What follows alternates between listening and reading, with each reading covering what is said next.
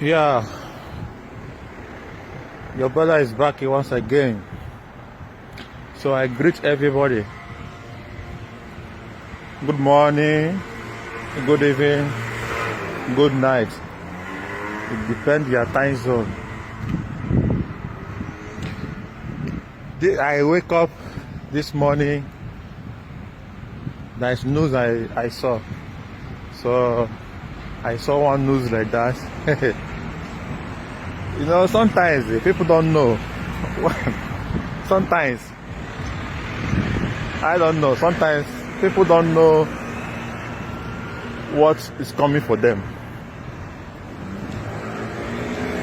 because I'm talking about our leaders. This is the first history since in that country they say Nigeria exists. This is first history how Southeast governor and the Southwest, everybody is together now. You know, who make it to be possible? Can you tell me who make it to be possible? If not, if it's not IPOP, who make it to be possible? So there is no that I will drop the video, my followers. I would like you to watch the video and see what I'm talking about. I don't want to talk too much, because if we are saying that this country is already finished, Nigeria is finished, nobody believe. Now, after the South governors and Southwest, everybody do meeting together. Next day, do you know what's happened? They sack all the security, governor security, everybody. They just, hey God. You know, I'm always telling people, I'm always saying that BIAFRA is a spirit. It can't fight man of God. If you look at him as Nnamdi Kanu, and he thinks Nnamdi Kanu is a small picking, is this one. You see BIAFRA, he big past Nnamdi Kanu, he big past IPOP. So BIAFRA is a spirit, but people don't know. All those Awarida don't know. All those Awarida, they don't know. They always serve all those losers people. Every time they go to Abuja, take money, take picture with the Jubure, come back, and you know, many things. But I'm happy when I saw that news. Now we come together now. That is very important. So I don't think 1969, 1970 is not the same now. Do you understand? So they are trying to separate us with the Igbo, Yoruba. No, but they can't do it again. It's over. We join hands together and we do things together. So I would like to drop this video. Please go to my channel, YouTube channel, subscribe and share the video, like the video. Type Stephen Okudere 22. That is my name of YouTube. Go there and watch. I have many important videos there. You know, so I have to drop this video so you to watch and see what I'm saying. So very soon, very soon. Oh my God, I don't want to say so much because that country is finished. So just watch this video and see. Thank you very much. May God bless you. Bye. Thank you very much, some of you. As I corrected, did I say Abuja? It was in Ahaba. They met in Ahaba, not even Asaba. Ahaba. As you have a Hadimeni as well. Across that some of you call, or should I say, the white man named River Niger. We are here to preach this very gospel. This very news broke very, very late. It wasn't my intention to cover it, but we are going to dwell on it very, very briefly before we proceed to the rest of the items we have for you this evening. For the very first time in living memory, the Southern governors met in Ahaba. The real name is Ahaba, A-H-A-B-A, not Asaba. They met in Ahaba under the auspices of governors of Southern Nigeria. This is the first time I don't know if they have ever met before. If they have met, please try and enlighten me. I'm not sure they have ever met before. And why did they meet? Because of the raging agitation in Biafra land and also in Oduduwa land. That was why they met. For people, there are some people that will be saying, oh, what? I'm sure that nobody is even talking about what have they achieved, what have they done. But I just want to remind you, should anybody ask you tomorrow morning what you have contributed towards the advancement of the betterment of the lives of the people on the ground, you say to them, courtesy of what I have been doing, the Southern governors have now met for the very first time. And I don't know if some of you read the article in Guardian earlier today. Guardian is even carried it. Do you know that there was a particular governor from so-called South that did not want to come? Do you know that Fulani Janjaweed gave one particular governor, Bob, the listening device, to enter into the meeting with? And I'm sure that people have guessed right, you know who that very individual is. Darling Mrs. Anyway, but love is good. We'll get to that later on. He's in love. You know when you're in love with somebody, there's nothing you not do for that person. You know how love moves people. He is so in love with his new partner, his new spouse, the new husband, that they gave him listening device, a bug. Tambuwal gave him a bug, a listening device to smuggle into the meeting. So that the Fulani Janjaweed will be somewhere in Kaduna, in Abuja, and in Sokoto listening to the meeting. Because of love. And who can blame him? Hey, love and wanting. Love is very deep. Mrs. Tambuwal wanted to smuggle a listening device. If you doubt me, go and read the article. It's in the Guardian newspaper today about this very meeting. They will tell you. But let me go. When people do something that is right, I commend them. If you do something that is wrong, we shred you, we condemn you, we bury you alive, if need be. Of course, with facts and figures. They met today, they deliberated amongst many issues that were tabled before them, or issues of concern that they felt they needed to address. And I will read it for you very briefly. They affirmed that the peoples of Southern Nigeria remain committed. For the very first time, they're using the word, the peoples of Southern Nigeria, which means that all the nonsense being done by Tinubu and his cohorts is in vain. For the very first time, there has been affirmation that the South is actually one. Since 1914, this is the very first time that they are stating publicly in a communique that the South is one by the elected leaders, so to speak. For the purposes of our program this night, we may even call them leaders. Because they did well. I must tell you the truth. Now, let us proceed. And before who brought them together in the first place? One is our agitation. Second is the unity and union, the bond between the East and the West. Between Biafra agitators and those agitating for Oduduwa, they have tried everything to break us. They could not break us. They had no alternative than to come together. Do you see what consistency does? This is the benefit of consistency. Once you're consistent in life, good things will come to you. And I also commend our Oduduwa brothers this very day for their resilience and their consistency. That is why, for the first time in a meeting, in a place, you have governors from the East, you have governors from the West, Igbo governors, Yoruba governors, of course, together, saying something that makes sense for the first time that I can even remember.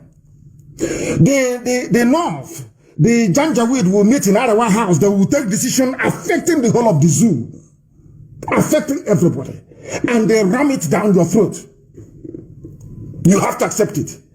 And where they found this courage, I have no idea. Maybe they are emulating what we are doing. They now understand that we have no fear before our enemies. They now understand that we are scrupulously clean, whiter than white and whiter than snow. They now have developed, or should I say, come to appreciate the essence of courage and determination. So for coming together, of course, I commend them. I do commend them because they have done very, very well. During this very meeting, they affirmed that peoples of southern Nigeria remain committed to the unity of Nigeria. Of course, that's expected if you consider that they get their monthly allocation. Everyone wants to go to Asorok. So they will say they want unity of Nigeria. But they want unity of Nigeria on the basis of justice, fairness, equity, and oneness, and peaceful coexistence between and among these peoples with a focus on the attainment of shared goals for economic development and prosperity. English has no meaning. The latter part of what they have written here has no meaning because they've been saying this rubbish for very many years. Now, the second point on the communique states, observe that the incursion of armed herders, criminals and bandits into the southern part of the country has presented a severe security challenge such that citizens are not able to live their normal lives, including pursuing various productive activities, leading to a threat to food supply and general security. Basically, they are warning Fulani Janjaweed terrorist headsmen, short from Yetiala. They have now come out to say that they are concerned about the activities of Mietiala. Consequently, the meeting resolved that open grazing of cattle be banned across southern Nigeria. In other words, if you see any cattle in any farm from tonight, anywhere in southern part of the zoo called Nigeria, you kill it. You are enforcing the law made, or should I say directive executive order made by those that you claim you voted for to look after your affairs. They noted that development and population growth has put pressure on available land and increased the prospects of conflict between migrating herders and local populations in the south. Given this scenario, it has become imperative to enforce the ban on open grazing in the south, including cattle movement to the south by foot. Nobody should bring cattle into the south. In other words, Ruga is dead. Cattle highway is dead. Cattle path and cattle routes, they are all dead. From what they deliberated and came to conclusion to this very day in Ahaba. They concluded that anywhere you see Mietiala with their cattle on foot inside your farm or anywhere, of course, in the east we call Eastern Security Network, and we treat them the way we have been treating them. Why are they saying this? Because we took the bulls by the horn. We don't mess about all this nonsense. Well, they are doing that rubbish. I'm not taking the rubbish. If we find you in the bush, you are bushmeat. You are gone. Both you and your cattle, you are finished. So now that gave them some liver to come out to say that we are now banning cattle movement. Number 4, we recommend that the federal government should support willing states to develop alternative and modern livestock management systems. And I wonder, why are you taking permission from the federal government? Was it not Osun State or whichever state in the west, in Yoruba land, imported 250 pregnant cows from the USA? That one didn't, once they told the cow, you are now in Nigeria, the cow broke away from the crate. I wanted to run back to the USA. A governor was able to do it without permission. But these ones, of course, they have to bow to their Fulani masters. They are taking permission from the Fulani, their Fulani Janjaweed, as if to say that cattle herding, or should I say animal husbandry, or dairy products is the exclusive preserve of Mietiala. That is why you're going to the government to go and look for excuse to start your own cattle ranch in your states, because you have agreed that nobody should enter into the cattle farming or rearing business unless you are a Fulani, unless you're Mietiala.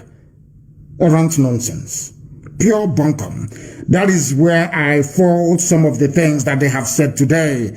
This one doesn't sit well with me. It doesn't sit. Why do you have to ask the state, the Abuja, to allow you to have cattle farms, or should I say, rare cattle, where you come from? You don't need permission from anybody. It is food for feeding of the people, so you don't need permission from anyone. Now, listen. They said they have agreed to progress we have agreed that the progress of the nation requires that urgent and bold steps be taken to restructure the Nigerian Federation, leading to the evolution of state police, review of revenue allocation formula in favor of sub-national governments, and creation of other institutions which legitimately advance our commitment to and practice of true federalism. Once again, they're begging for restructuring. That's what they're asking for, but along state lines, because they are governors, because they know that if they ask for restructuring along the lines of region, vis-a-vis the Constitution of 1960 and 1963, somehow most of them will be out of a job. Do you see how parochial, do you see how selfish these people are? What concerns them is their office for them to protect it. That is why they are arguing for restructuring along state lines where you will not answer your name. Where somebody can say, oh, I'm from River State, that has no meaning. I'm from Delta State, that has no meaning. I'm from a state that is named after a river, no longer the people. Because they know that if we ethnicize the identity of people in the zoo, our eyes, or the eyes of everybody, will open at the same time. They don't want to ethnicize it. What they want to do is to go with these same artificial boundaries, the same thing that the white man did. That is what they want to recreate. They want the entrenchment of the state system in the zoo in order for them to remain relevant and valid in office. And we are against that completely and totally. Now, these southern governors are recommending that in view of widespread agitations among our various peoples, here we come, we have now come into the play. Oduduwa and BIAFRA agitators, we are now in the game. They are now talking about us. Let us hear what they had to say. We recommend that in view of the widespread agitations, of course, by IPOB and Oduduwa agitators, among other various peoples, for greater inclusiveness in existing governance arrangements, the federal government should convoke a national dialogue as a matter of urgency. So we are now moving very close to that referendum we talked about, isn't it? Because after or once you pick up a gun, it will always end on a round table. Not the table with four corners, no. The rectangular ones, no. Always on a round table. And they now understand it very clearly. They are now calling for national dialogue. If they have the clout, if they have the presence of mind or conviction to push these things through, for their counterparts and their husbands in the north to agree to, is another matter altogether. But at least they have said it.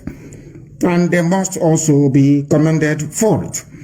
They also recommended that in deference to the sensitivities of our various peoples, there is need to review appointments into federal, like federal character, that Fulani should not dominate everything. This is a very diplomatic way of saying that Fulani should not take over every sensitive security position in the zoo. It must also go to other ethnic groups as well. Now, this is the one that I love very, very much. We have resolved to foster cooperation among the southern states and the nation at large. For the very first time, they are saying that the Igbo and Yoruba will work together. Izon is there, Ijo is there, Ibibio is there, Efik is there. For the first time since 1914. Some of you may be shocked. This is the only time since Lugard, that wretched Lugard, came into the zoo to turn us into wild beasts and animals. I'm telling you, this is the first time that southern protectorate you've been hearing about. This is the first time that their so-called leaders are meeting since 1914. Over 100 years ago. Over 100 years ago, this is the first time they're meeting. Imagine if they had been meeting all these years as their northern counterparts were doing. Do you know why they met in Ahaba? They met for the simple reason that the divide and rule tactics of the north is no longer working. They can no longer divide us. And where I should give credit, I won't hesitate to give credit. There's a group called Nzuko Mona, the ones that started this handshake across, of course, the boundary is not in Niger, it's in Igodomigoda. They started all this movement to try to unite the South. Nzuko Mona, they are called. They have been fighting for very many years. And I also give them credit because this is as a result of what they have been fighting for over the years. What Biafra and Oduduwa agitators did was to give impetus to this very thinking. That is why we are where we are today. For the first time since 1914, over a century ago, over 100 years ago, the leaders of the South are meeting to discuss something, should I say, issues of common interest. They have resolved now to cooperate. Let it not be that when your husband calls you now from the north, you start panicking and saying, I'm not part of it. I'm from the southeast, I'm from south, I'm from southwest. Once you maintain that united front, you are impregnable. Even if one stupid governor may be responding to what the husband is requesting for from the north, once you are united and you're very, very strong, the Janjaweed will bow to you. These are the things you must understand and have that in mind. Now, they have expressed concern. This is where they now come to Radio Biafra. I want you to understand that this meeting today in Ahara is all about those that want freedom. And what we have been preaching on Radio Biafra for very many years, now it is sinking in. They pretend they don't listen, but everybody listens to what we have to say on this noble platform. I mean, absolutely everybody. They listen to us. And we are winning this very war of ideology and war of philosophy. Why am I saying this? The governors expressed concern on the continued gridlock on Oshodi-Apapa Expressway, which we have been talking about now for years, and the chokehold it has exerted on the nation's economy, being the sole outlet from Apapa Wharf. The meeting therefore recommended the activation and establishment of ports in other states of the Federation to create new jobs and promote socio-economic activities in the country. What I have been preaching for very many years, isn't it? When somebody, I was in the dungeon in DSS, somebody came to me and asked me, what would you like to see done? And I said to them that you must open the seaport in Warri, open the seaport in Iguacha that the white man named Port Harcourt, open the seaport in Calabar, and allow Onitsha River Port to function. In fact, you can even go as far as building another one in Lokoja as well. I wrote these things down and I gave it to the federal government of Nigeria. When the Eastern governors called us for a meeting, I went to Eastern governors and I gave them the same thing. I never asked them for any money. I didn't ask them for anything. I didn't ask them to make my life better, to buy me a helicopter, or to buy me a private jet, or to open an account for me in the Cayman Islands, stuffed with dollars. No, I asked them. I said to them that our people need employment. I said to them, go, the railways they are building in Nigeria today was my recommendation when I was in detention. I said to them, I'll give you this sound economic advice for free. But of course they misused it. I said to them, if you go to everything I've been preaching for the past, I don't know if it's 7 or 8 years, it is there. Now, for the first time, they have agreed. They have come together to agree that Warri Seaport should be opened. Calabar Seaport should be opened. Iguacha that they call Port Harcourt Seaport should be opened as well. Now, do you understand it? I want all the intellectuals to understand how far we have gone. We always win. I said to all of you, in the end we win. Just remain consistent. Do not waver. Do not move to the right or to the left. Remain where you are on the path of truth, justice, and honesty. Eventually, your ideas will prevail. And today it has prevailed. They are now asking for the creation of jobs and the promotion of socio-economic activities in the southern part of the damnable Zoological Republic. The meeting expressed concern on the economic implications of another lockdown on the country. Now they know. They now know This is what I want to talk about this evening. Before this is very news or communique was issued by the governors of the South, they are locking everybody down to stifle the economy, to move hardened terrorists into the South, to commence the final onslaught, the final phase of the Islamization agenda of the Sokoto Caliphate. It's not nothing to do with COVID.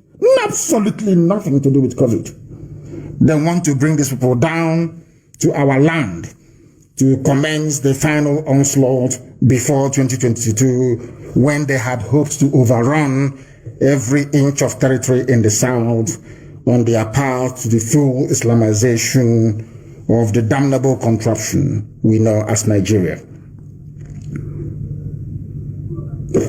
They do not want another lockdown, and therefore suggested greater coordination and cooperation between federal and state governments in evolving strategies for dealing with the pandemic. In other words, no, Yusuf Abubakar Mohammed cannot sit in Nasser Rock anymore and issue directives saying, oh, we are in a lockdown. And what stupid lockdown? The Fulanis are using it to stifle us. Whereas the borders are open in the north. Oh. They can bring in rice, they can export cement, they can cooperate with their Niger Republic brothers and sisters and cousins. But in the south, they say no movement, lockdown. They want to stifle us economically, because if you don't have money, there is no way you can lobby the world, there is no way you can buy weapons, there is no way you can exert any measure of influence. They want to be the ones handling the money alone. That is what they are planning to do. But I'm glad that the southern governors have come to their senses, or have realized that eventually, or at last, they must rise up to say something about this stupid, ridiculous lockdown that the Janjaweed Caliphate is proposing. Now, they express very grave concern on the security challenge currently plaguing the nation, and strongly urge that Yusuf come and address also southern governors. That thing I've been preaching. How can you have a country where the president doesn't talk to you? Is that possible? Because they know we are waiting with a Onyoko meter. We are waiting for them. Once that idiot comes out to speak, we will dissect, we will analyze, and they understand it. They do not want to put themselves to shame. That is the reason why he's no longer talking. Even the recorded ones you used to get once every 8 weeks, you're no longer getting it. Now the southern governors are saying to Asorok, please talk to us, we want to hear from you. Because they themselves are now convinced that Buhari is dead. They now know also that there is somebody in Asorok. Now they're asking him to come out to speak live to the people. And we know he can never do it, because we are waiting. We have recruited new scientists. There is no trick they will bring, no artificial intelligence. There is no deep fake video they will bring out now that will not dissect from top to bottom. From top to bottom. Now they express their gratitude to their host, which is Ifeanyi Okowa. He has done very well, of course. He has done very, very well to host this very meeting. I'm not excusing his idiocy and stupidity, but of course, for hosting, for once they're finding their voice. Do you know what? Do you know why they're talking? Because they know that the Fulani can no longer divide them. No longer can they be divided. No more. Because even if you divide the governors, the men on the ground, the foot soldiers on the ground, they are united. The East and the West, we are now bound together. That is why, for the very first time in over 100 years, the South is reasserting its identity. Because the North will always come and say, we are the North. This is a minority of them from the Sharia region. They have emasculated the Middle Belt. They now say, we are the North. But when they come to us, they say, oh, this is East and this is West.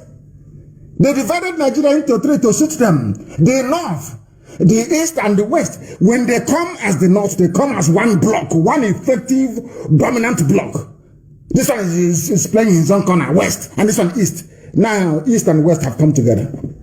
Let the war begin. That was what they did, and I must commend them, those that attended. I must commend all of them that went there.